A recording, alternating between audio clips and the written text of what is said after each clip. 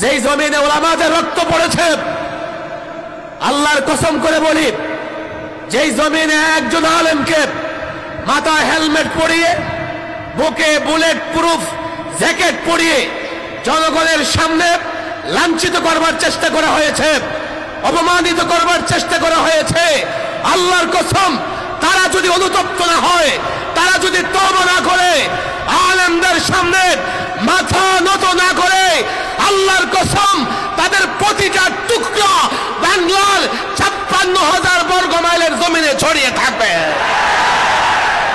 পরিষ্কার বলছে, পরিষ্কার বলছে, আমরা প্রতিশোধে বিশ্বাসী নই, আমরা প্রতিশোধকামী নই।